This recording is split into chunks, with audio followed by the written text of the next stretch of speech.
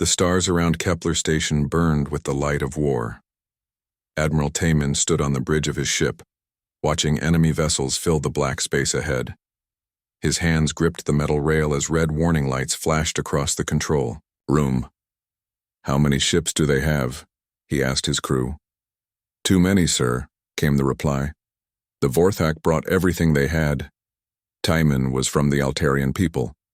His kind had fought wars for thousands of years, but always with rules. They used clean energy weapons that could disable ships without killing everyone inside. They tried to save lives, even enemy lives. This was how civilized beings fought wars. But the Vorthak Empire did not care about rules. They came to destroy everything. Captain Hyojin spoke over the radio from her own ship. She was Zenthari, and her people grew their ships from living materials. Her vessel looked like a giant sea creature floating in space, covered in smooth skin that could heal itself when damaged. "My bioships are ready," she said, "but we are badly outnumbered." Commander Binwu joined the conversation. His people, the Queltar, were made of living crystal. Their ships looked like beautiful gems floating through space, powered by light and sound. "My crystal fighters are in position," he said, "but I fear we cannot hold them for long." Kepler Station was huge, bigger than most cities. Inside, millions of people from different worlds lived and worked together. It was a symbol of peace in the galaxy. That was why the Vorthak wanted to destroy it. The enemy ships moved closer. They were dark and ugly, covered in spikes and armor. Plasma weapons glowed red along their sides like angry eyes. These ships were built for one thing: to kill. "All ships prepare to fight," Taman ordered. The first battle began badly. The coalition ships fired their clean energy beams at the Vorthak fleet. Blue and green lights crossed the darkness of space. Some enemy ships were hit and stopped working, their crews knocked unconscious by the gentle weapons. But the Vorthak did not use gentle weapons. Their plasma cannons burned through ship hulls like fire through paper. When they hit a coalition vessel, people died. Lots of people. Captain Hyojin's bioship twisted through space like a living thing, avoiding the red plasma bolts. Her ship's living skin could grow back when cut, but only if the damage was not too bad. A direct hit from those plasma weapons would kill her ship forever.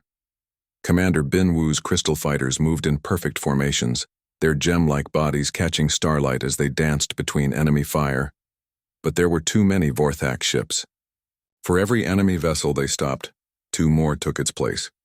"We need to fall back," Hyojin said over the radio. Her voice was tight with worry. "No," Taman replied. "If we run, they will destroy the station.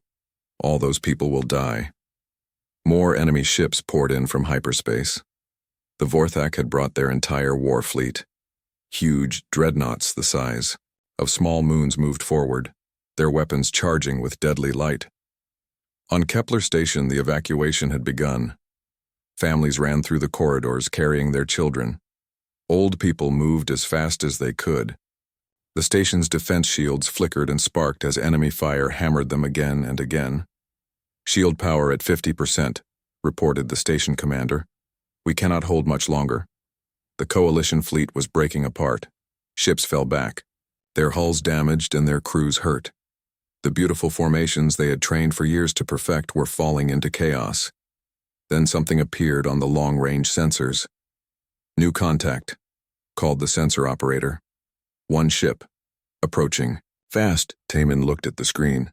The ship was small compared to the massive fleets fighting around Kepler Station. It looked wrong. Where coalition ships were smooth and elegant, this one was blocky and rough. Where they used energy shields and bio-armor, this ship was covered in thick metal plates. "What kind of ship is that?" he asked. "Scanning now, sir. The hull is made of iron and steel." "That cannot be right." "Iron and steel?" Taman had read about such primitive materials in history books. No one had built ships from metal in thousands of years. The communications officer looked up from his station. "Sir, I am getting a transmission from the unknown vessel." "Put it through." A woman's voice came over the speakers. She spoke the common galactic language, but with an accent Taman had never heard before. This is Captain So Young of the Earthship Indomitable. We see you need help. Earth. Taman remembered reading reports about that world. It was a small planet on the edge of the galaxy, recently discovered. The people there were called humans. Most galactic civilizations thought they were too primitive to matter. Captain So Young, Taman replied. This battle is very dangerous. Your ship should leave before. We did not come here to run away, the human captain interrupted. We came to fight. On the main screen, Taman could see the human ship more clearly now. It looked like it was built in a factory, all straight lines and right angles. Weapons stuck out from its hull like the spines of some metal creature. Everything about it seemed crude and simple. Your weapons will not work against Vorthak armor, Hyojin warned over the radio. They use advanced plasma shields. We will see, Captain So Young replied. The human ship was moving faster than it should have been able to. Its engines glowed bright blue, pushing it forward at a speed that made the other captains nervous. How could such a primitive-looking ship move so fast? Permission to engage the enemy? So Young asked. Tamin looked at his tactical display. The coalition was losing badly. Ships were retreating, their hulls cracked and burning. Kepler Station's shields were almost gone. In a few more minutes, the Vorthak would break through and start killing civilians. What choice did he have? Permission granted, he said. But be careful. We do not want to lose. The human ship was already moving. Captain So Young's voice came over the radio one more time. There was something in her tone that made all the coalition captains stop and listen. It was not fear or worry. It was not even excitement. It was the voice of a hunter who had found her prey. All coalition ships, stay back, she said. Let us show you how humans fight. The Indomitable flew straight toward the enemy fleet. Its metal hull caught the light of distant stars, and for a moment, it looked less like a primitive ship and more like something else entirely. It looked dangerous. The Indomitable raced through space toward the enemy fleet. Inside the human ship, Captain So Young stood calmly on her bridge while her crew worked at their stations. Everything around her looked different from other ships in the galaxy. The walls were thick metal painted gray. The floors were covered with rough material that would not slip even when wet with blood. The lights were bright white, not the soft colors that other species preferred. This was a ship built for war. Captain, called Chief Engineer J-Ho from his station, fusion reactors are running hot. Temperature is at levels that would melt most alien ships. Good, So Young replied. We need all the power we can get. At the weapons station, Officer Minho checked his controls. His fingers moved over buttons and switches that controlled humanity's greatest secret. Other species in the galaxy had forgotten about kinetic weapons long ago. They thought energy beams and plasma bolts were better. They were wrong. Kinetic bombardment system ready, Captain, Minho reported. Tungsten rods are loaded and ready. To fire. Range to target? 30,000 kilometers and closing fast. Admiral Taman watched the human ship on his screen. He was still not sure this was a good idea. The coalition ships were falling back, damaged and beaten. Many good people had already died today. He did not want to see more death, especially from people who were just trying to help. Human ship, he called over the radio. You should know that Vorthak ships have very strong shields. Your weapons might not work. Captain So Young's voice came back calm and steady. Admiral, we have been watching this fight. We know what their shields can stop. What do you mean? Their shields are made to stop energy weapons. Plasma, lasers, particle beams. All the clean weapons that civilized people use. Taman felt confused. Then how will you hurt them? There was a pause. Then So Young spoke again, and this time there was something cold in her voice. We are not going to use energy weapons. Before anyone could ask what she meant, the human ship opened fire. What happened next changed everything. Instead of bright energy beams or glowing plasma bolts, the Indomitable launched something else. Metal rods, long and thin, shot out of the ship's weapons at incredible speed. They moved so fast they were almost impossible to see. The first Vorthak cruiser never knew what hit it. The tungsten rod smashed into the enemy ship at nearly the speed of light. It did not explode like a missile or burn like a plasma bolt. It simply punched through the ship's hull like it was made of paper. The cruiser broke apart. Pieces of metal and fire scattered in all directions. In 3 seconds, a ship that had been shooting at the Coalition fleet was nothing but scrap floating in space. "What was that?" gasped Captain Hyo-jin. The second Vorthak ship tried to turn away, but it was too late. Another metal rod hit it in the engine section. The ship's fusion core exploded, creating a small sun that lit up the battlefield. Officer Minho smiled at his weapon station. "Direct hit, Captain. Target destroyed." "Load the next volley," So Young ordered. Inside the ship's armory, Sergeant Dayun prepared her Marines for what might come next. She wore thick armor that covered her whole body, painted in dark colors that would not show in the shadows. Her weapon was not an energy rifle like other species used. It was a kinetic weapon that fired metal bullets. "Listen up," she told her team. "If those alien ships try to board us, we show them why humans are the best fighters in the galaxy." Her Marines checked their weapons. Each one carried ammunition that could punch through most alien armor. They also carried knives, grenades, and other tools for close fighting. Other species had forgotten how to fight up close. Humans never forgot.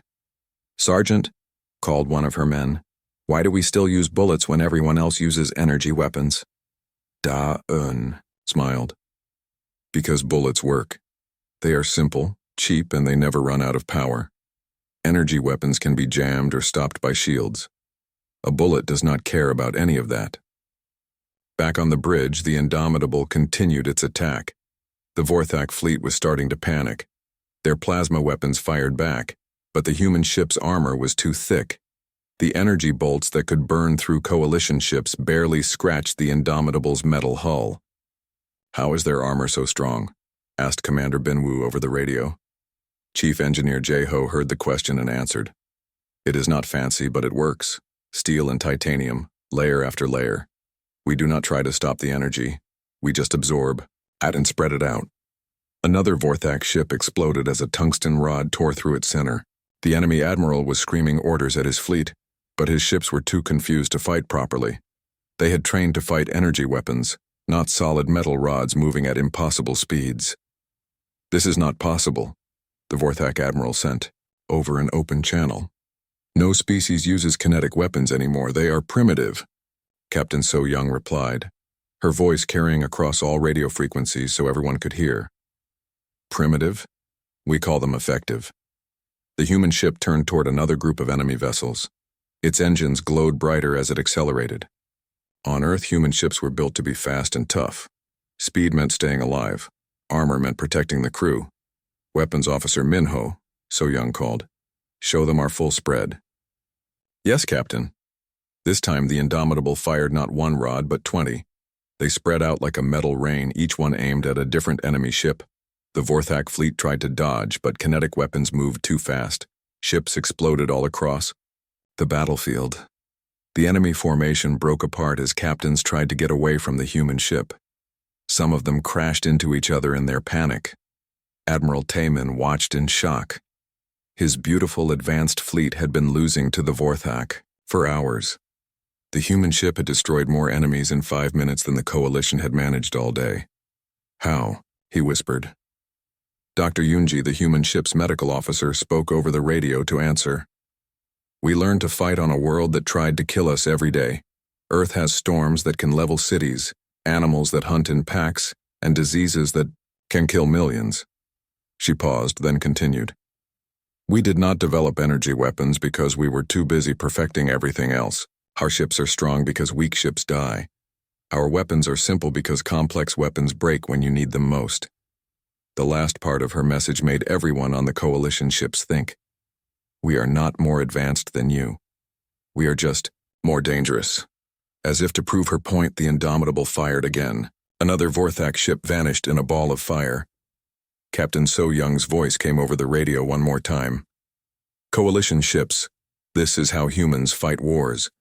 We do not try to disable the enemy. We do not try to be gentle. When someone threatens innocent people, we destroy them completely." The remaining Vorthak ships were already running away. The bridge of the Indomitable was nothing like the clean, bright control rooms of other ships in the galaxy. Captain So Young stood at the center of a room filled with screens, buttons, and thick metal walls. Everything looked rough and strong, built to last through the worst fights. "Target the big one," So Young ordered, pointing at the largest Vorthak ship on the screen. Tactical Officer Hyunwoo studied his displays. His job was to find the best way to hurt the enemy while keeping his own ship safe. This was something humans had been doing for thousands of years, first with rocks and spears, then with guns and bombs, and now with spaceships. "Captain, that dreadnought has heavy armor on the front," he reported. "But the engines are not protected as well." Then we hit the engines. This was human thinking. Other species in the galaxy would try to disable the enemy ship without killing anyone. They would aim for weapons or communication systems. Humans aimed for whatever would stop the enemy fastest. The Indomitable turned and fired. 3 tungsten rods hit the Vorthak dreadnought's engine section. The massive ship shook as explosions tore through its power systems. Without engines, it could not move or fight. "Target is dead in space," Hyunwoo announced. "Good. Next target." Admiral Taemin watched from his own ship, trying to understand what he was seeing. The human vessel moved through the enemy fleet like a shark through a school of fish. It was not just the weapons that made it dangerous. It was the way the crew used them. "How do they move so fast?" he asked his own tactical officer. "Their ship is built differently, sir. Most of our ships focus on comfort and efficiency. The human ship is designed only for fighting." This was true. When humans built the Indomitable, they did not care about beautiful decorations or comfortable rooms. Every part of the ship had one purpose: to win battles and bring the crew home alive. Chief Engineer Jae-ho worked in the engine room, watching displays that showed impossible numbers. The fusion reactors were running so hot they glowed white. Any other species would have shut them down by now, afraid of a meltdown. But humans were used to danger.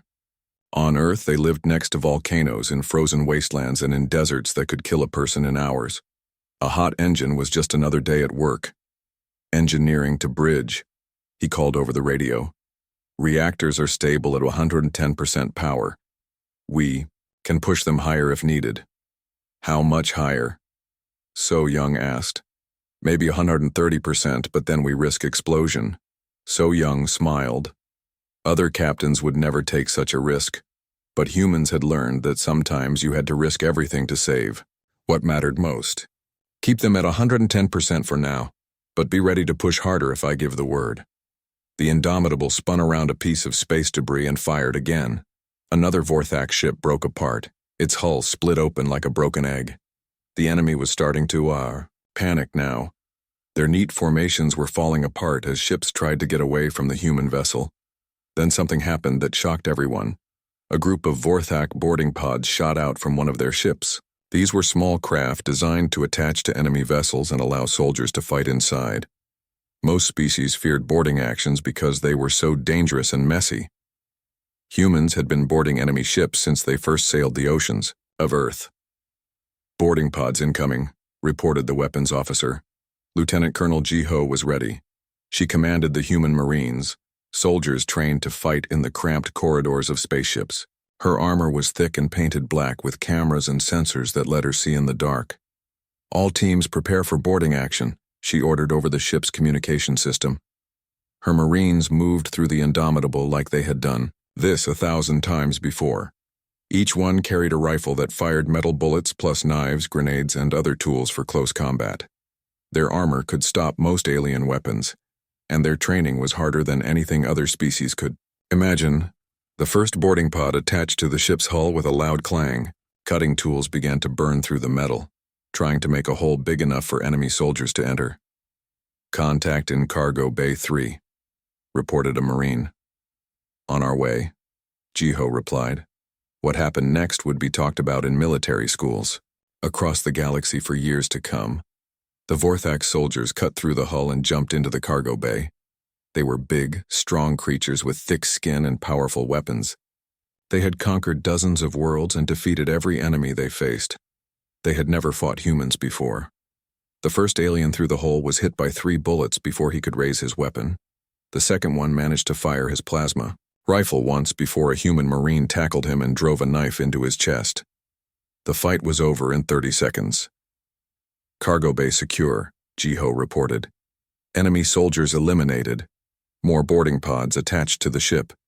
Each time, the same thing happened. The Vorthak soldiers were brave and strong, but they were not ready for the way humans fought. Other species used energy weapons that could stun or disable enemies. Humans used bullets that killed. Medical Officer Yunji moved through the ship, treating wounded crew members.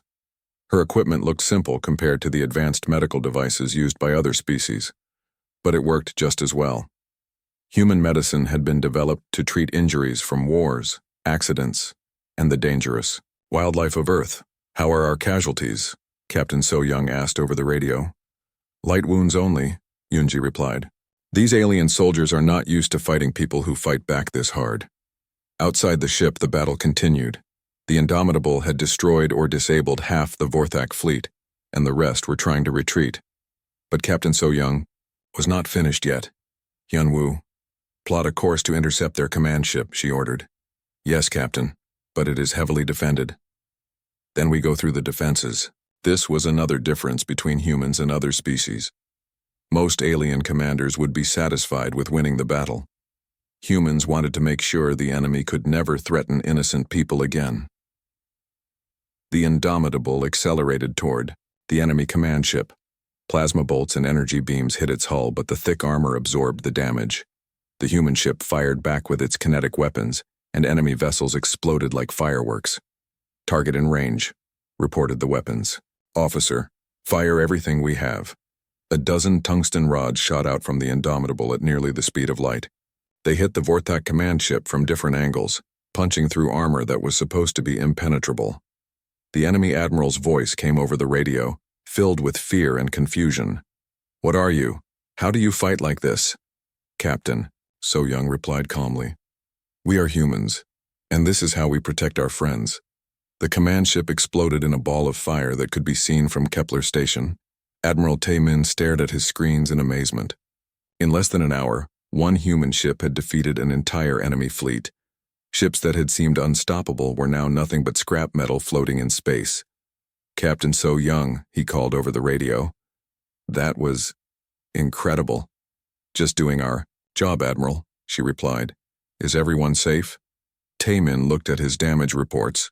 The coalition fleet had suffered heavy casualties, but they were alive. Kepler Station was safe. Millions of innocent people would live to see another day. Yes, he said quietly.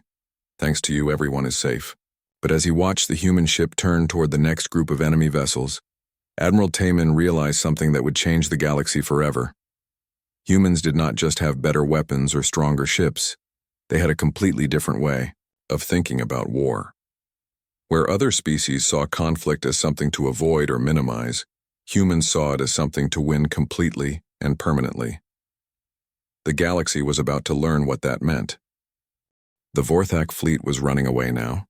Ships that had seemed so powerful and scary just an hour ago were turning around and trying to escape as fast as they could. Their dark hulls, covered in spikes and weapons, no longer looked threatening. They looked desperate. Captain So-young watched them flee on her main screen. Her face was calm, but her eyes were cold like winter ice. Other species might have let the enemy go, happy that the battle was won. But humans thought differently about war. Navigator Dong-hyun, she called, plot pursuit courses. Do not let any of them reach hyperspace. Dong-hyun was young for a human, but he had trained on Earth's War Academy. He understood what his captain wanted. His fingers moved quickly over his controls, calculating where the enemy ships would go and how to catch them. Captain, I can trap 3 groups against the asteroid field, he reported. The 4th group is heading for the gas giant. We can use its gravity to slow them down. Do it. This was something no other species in the galaxy would think to do. The coalition forces were happy that Kepler Station was safe. They were already planning victory celebrations and medical care for the wounded. But humans saw fleeing enemies as a problem that needed to be solved. If these Vorthak ships escaped, they would go back to their empire. They would tell their leaders about human weapons and tactics. Then the enemy would prepare better defenses and come back with bigger fleets. Captain So Young would not let that happen. The Indomitable shot forward like an arrow from a bow. Its fusion engines glowed bright blue as they pushed the ship faster than any vessel in the coalition fleet could move. The human ship was not just hunting the enemy now, it was herding them like a sheepdog controls a flock. Communications officer. Subin listened to enemy radio messages. Her job was to understand what the Vorthak were thinking and feeling. What she heard made her smile. "Captain, the enemy is in full panic," she reported. "They are calling us death spirits and metal demons. Some of their captains are refusing orders to fight." "Good," So Young replied. "Fear makes people make mistakes." This was another human advantage. Other species tried to fight wars without, making their enemies too angry or scared. They thought fear was uncivilized. Humans knew that fear was a weapon, just like bullets or bombs. The first group of fleeing Vorthak ships reached the asteroid field where Dong Hyun had predicted. They tried to fly between the floating rocks, using them as cover. But the navigator had planned for this. "Fire pattern Delta," So Young ordered. The Indomitable's weapons launched a spread of tungsten rods into the asteroid field. The metal projectiles bounced off the rocks at calculated angles, creating a deadly storm of ricochets. The Vorthak ships found themselves trapped in a maze of flying metal. One by one, their hulls were punctured and their engines destroyed. They drifted helplessly among the asteroids, no longer able to fight or run. "First group neutralized," reported Weapons Officer Minho. The second group of enemy ships tried a different approach. They separated and flew in different directions, hoping that the human ship could not chase them all. This showed they did not understand how humans hunted. 1. Earth, human ancestors had chased animals across vast distances. They did not need to be faster than their prey. They just needed to be more patient and smarter about where the prey would go. Chief Engineer Jae Ho spoke over the ship's radio system.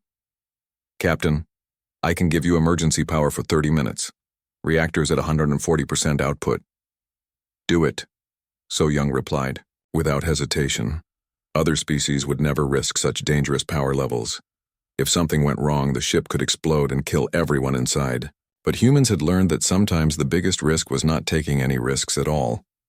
The Indomitable split its fire between multiple targets.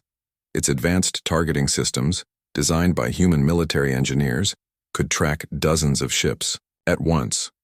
Tungsten rods shot out in different directions, each one aimed at a fleeing enemy vessel.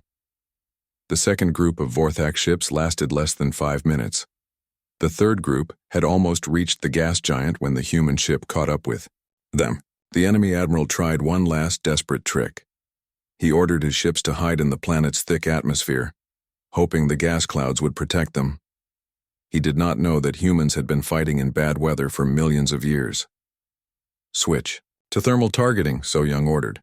The Indomitable's sensors could see heat signatures through the gas clouds. The Vorthak ships glowed like bright stars against the cold atmosphere. They had nowhere to hide. The kinetic weapons fired again and again. Each shot was perfectly aimed, punching through the gas clouds to hit enemy engines and weapon systems. The Vorthak ships fell toward the gas giant's surface, their hulls cracked and burning. The last group of enemy ships was the farthest away. They had almost reached the edge of the star system, where they could jump to hyperspace and escape. Their captains thought they were safe. They were wrong. "Long-range targeting," So Young said quietly. This was the most difficult shot of the battle. The enemy ships were thousands of kilometers away, moving at high speed toward the hyperspace jump point. Any normal weapon would miss by a huge distance, but human weapons were not normal. The Indomitable fired a single tungsten rod at incredible velocity. The metal projectile flew through space for several minutes, following a path calculated by the ship's computers. The enemy ships never saw it coming. The rod hit the lead Vorthak vessel just as it was preparing to jump to hyperspace. The ship's hyperspace drive exploded, creating a chain reaction that destroyed the entire group in a ball of twisted space and time. Silence fell over the battlefield. Admiral Tae-min stared at his screens in shock. The entire Vorthak fleet was gone. Destroyed, disabled, or scattered. The enemy force that had seemed unstoppable just hours ago no longer existed. Captain So Young. he called over the radio. The enemy fleet is completely eliminated. Confirmed, she replied. All hostile vessels neutralized, beginning rescue operations. This was the moment that truly shocked the coalition forces. After destroying their enemies so completely, the humans immediately began saving lives. The Indomitable moved among the disabled Vorthak ships, pulling survivors from the wreckage. Medical. Officer Yunji worked with her team to treat wounded enemy soldiers. The same people who had been trying to kill them minutes before were now patients who needed help. "Why are you saving them?" asked Captain Hyojin over the radio. "Because the fighting is over," Yunji replied simply. "We kill enemies who threaten innocent people, but we heal anyone who needs medical care." Lieutenant Colonel Jiho led boarding parties onto the damaged Vorthak ships, but instead of fighting, her Marines were rescuing trapped crew members and providing emergency supplies. "This makes no sense," said one of the rescued Vorthak officers. "We tried to destroy your station. Why do you help us now?" Sergeant Dayun looked at the alien through her helmet visor. "Because that is what humans do. We fight hard, but we do not hate. We destroy those who threaten peace, but we show mercy to those who surrender." The Vorthak officer stared at her in confusion. In his empire, enemies were tortured and killed. The idea of showing kindness to defeated foes was completely foreign to him. As the rescue operations continued, Admiral Tae-min began to understand something important. Humans were not just better at fighting wars, they were better at ending them. They knew when to kill and when to heal, when to destroy and when to save. The galaxy was about to learn that the most dangerous species could also be the most merciful. 3 hours after the battle began, space around Kepler Station was quiet again. The debris of the Vorthak fleet floated in the darkness like broken toys. Rescue ships moved between the wreckage, searching for survivors and cleaning up the mess. Captain So Young stood on the bridge of the Indomitable, looking out at the aftermath of the fight. Her ship had a few scratches on its thick armor, but nothing serious. Her crew had performed perfectly, just like she knew they would. "Damage report," she asked Chief Engineer Jae Ho. "Hull integrity at 98%, he replied. "Fusion reactors are back to normal power levels. Weapon systems fully operational. We are ready to fight again if needed." This amazed the coalition forces. Their ships needed days or weeks to repair battle damage. The human ship was ready for another fight in just a few hours. Admiral Taemin called over the radio. "Captain So Young, I need to speak with you. Can you come aboard my ship?" "On my way, Admiral." So Young took a small shuttle from the Indomitable to the coalition flagship. As she flew through space, she could see the other ships in the fleet. The Altarian vessels looked like beautiful pieces of art, all smooth curves and glowing lights. The Zenthari bioships were healing their living hulls, growing new skin over the wounds. The Queltar crystal fighters sparkled like gems in the starlight. All of them looked fragile compared to her own ship. When she arrived on the coalition flagship, Admiral Taemin was waiting for her. He was tall and thin, with pale blue skin and large eyes. His uniform was perfectly clean and decorated with medals from many campaigns. "Captain," he said, "what we saw today, I have never seen anything like it." So Young nodded politely. "Thank you, Admiral. My crew did their job well." "Your crew? Your entire species is unlike anything in the galaxy. How did you develop such powerful weapons? Such effective tactics?" So Young thought about how to explain it. How could she tell him about Earth? About the wars that had shaped human history for thousands of years? About the predators and disasters that had made her people so hard to kill? "We come from a dangerous world," she said finally. "Everything on Earth tries to kill you. The weather, the animals, the diseases, even the ground under your feet. We learned to fight, or we would have died out long ago. But your technology seems so simple." "Simple things work when complex things break," So Young replied. "We learned not to trust anything that we could not fix with basic tools." Admiral Taemin showed her to a large room where the other coalition commanders were waiting. Captain Hyojin was there, her biosuit still showing scars from the battle. Commander Binwoo's crystal body reflected the light in rainbow patterns. "We need to talk about what happens next," Taemin said. "What do you mean?" So Young asked. "The Vorthak Empire will send more fleets when they learn what happened here. Bigger fleets, we cannot fight them with our current forces." So Young understood what he was really asking. "You want Earth to help defend the galaxy?" "Yes, but more than that. We want to learn from you. Your weapons, your tactics, your way of thinking about war." Captain Hyojin leaned forward. "My people have fought for thousands of years, but we have never seen anything like what you did today. You did not just win the battle. You destroyed the enemy so completely that they will be afraid to attack us again." "That was the point," So Young said.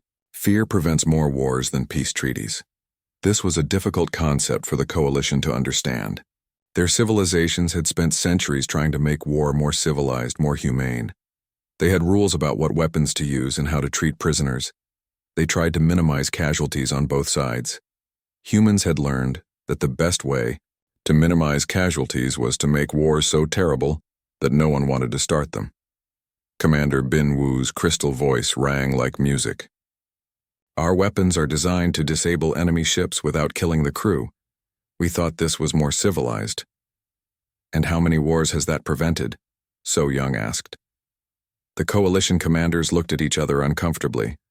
The truth was that their civilized approach to warfare had not stopped wars.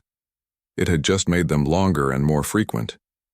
Enemies knew they could attack without risking total destruction, so they kept attacking. "We would like to propose an alliance, Admiral," Taemin said.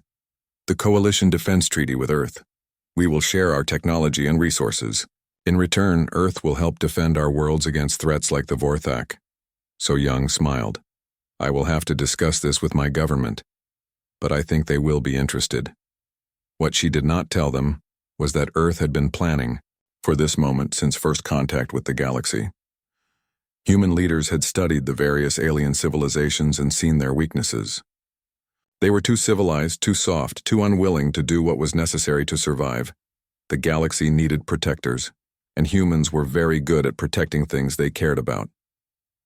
"There is one more thing," So Young said. "If Earth agrees to this alliance, we will do things our way. No rules about minimizing casualties for enemies who threaten innocent people. No limits on weapons or tactics. If someone attacks our friends, we will destroy them completely." The Coalition commanders were quiet for a long moment. This was not how they liked to fight wars, but they had seen what happened when humans fought their way. "Agreed," Admiral Taemin said finally. As Captain So Young prepared to leave, Medical Officer Yoon-ji called her on the radio. "Captain, the Vorthak prisoners want to speak with you." "What do they want?" "They are asking for asylum. They say they do not want to go back to their empire. They want to join the Coalition." This was not unusual. Many enemy soldiers, after experiencing human mercy, decided they preferred the Coalition way of life. The Vorthak Empire ruled through fear and brutality. The Coalition offered freedom and second chances. "Tell them they are welcome," So Young said, "but they will have to prove they really want peace." She returned to the Indomitable and went to her private quarters. On her desk was a secure communication device connected directly to Earth Command. She activated it and waited for the encryption to connect. A familiar face appeared on the screen. Admiral Chang-wook, the head of Earth's space fleet, looked tired but satisfied. "Captain So Young," he said, "I have been monitoring the battle reports. Excellent work." "Thank you, sir. The Coalition has proposed a formal alliance. They want our protection in exchange for sharing technology and resources. What do you think of their offer?" So Young considered her answer carefully. "They are good people, sir. Peaceful, intelligent, creative. But they are not warriors. The galaxy is full of threats they cannot handle alone. And they are willing to let us handle those threats our way?" "Yes, sir. They have seen what happens when we fight. They understand that sometimes you have to be ruthless to protect what matters." Admiral Chang-wook nodded. "I will discuss this with the Earth Council, but I think you know what the answer will be." So Young smiled. Yes, sir. Humans have always been protectors. Now we just have a bigger family to protect. The communication ended, and So Young looked out at the stars. The galaxy was about to change in ways that no one could imagine. Humanity was no longer just another species trying to find its place among the stars. They were the guardians now, the ones who would stand between innocent people and those who would harm them, the ones who would make the hard choices that others could not make. The warning in the old human saying was true. Beware the fury of a patient people. The galaxy's enemies were about to learn what that meant, and the galaxy's friends were about to learn what it meant to have humans watching over them. The age of gentle warfare was over. The age of human protection had begun.